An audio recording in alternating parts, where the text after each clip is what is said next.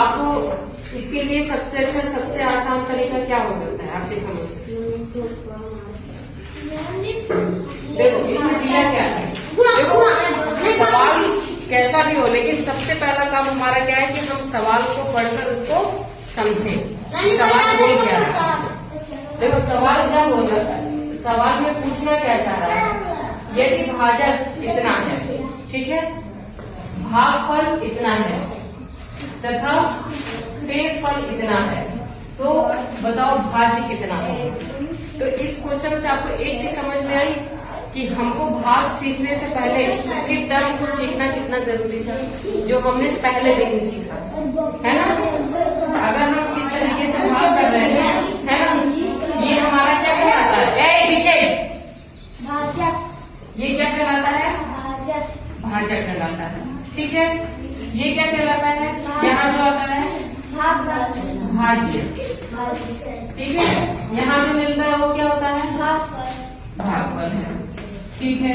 और इसके बाद लास्ट में जो बचता है ये क्या होता है, शेषफल। अब ये टर्म आपको पता है, अब इस क्वेश्चन अगर ये पता है तो इस क्वेश्चन में कुछ भी नहीं है, ठीक।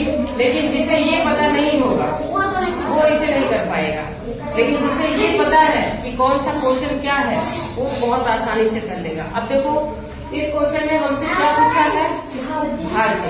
भाज्य हमारा क्या होता है, ये वाला, ठीक है। और हमें ये भी दिया है, ये भी दिया है और ये भी दिया है। तो चलो इसको करके देखें, मजा आएगा, आएगा।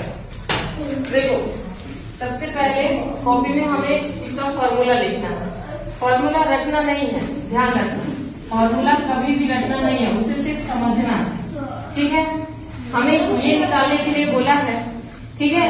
तो ये निकालने कैसे निकालेंगे, अगर हम भाजक में भागफल को गुणा कर दें, ठीक है, भाजक में भाजफल को क्या करें, गुणा करें, और जो शेषफल आया है ये शेषफल उसे क्या करेंगे, जोड़ देंगे। यही इससे आपको क्या मिलेगा, भाज्य। तो देखो यहाँ पे हम फॉर्मूला लिख रहे हैं, भाज्य बराबर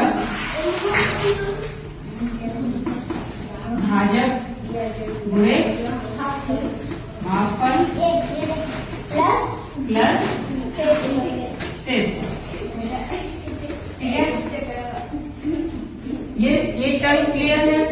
अब देखो हमें इसमें हुआ है कि भाज्य को निकालो, ठीक है। तो हमें जो दिया हुआ है उसकी वैल्यू रखेंगे।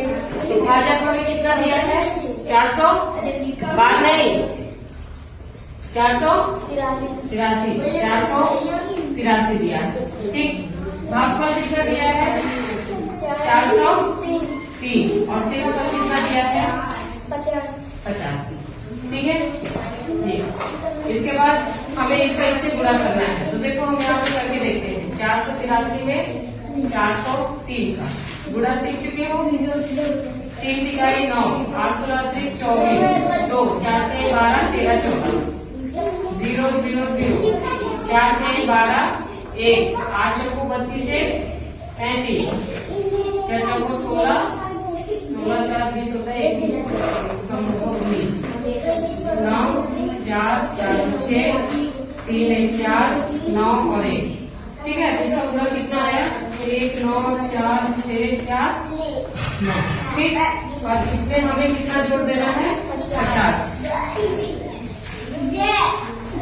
इसके बाद इसमें 50 जोड़, देखो 9 और 0 जुड़ेगा तो 9, 4 में 5 जुड़ेगा 9, फिर यहाँ पे 6 4 9 1, यही आपका क्या हो जाएगा, आंसर हो जाएगा, ठीक है। सरल है।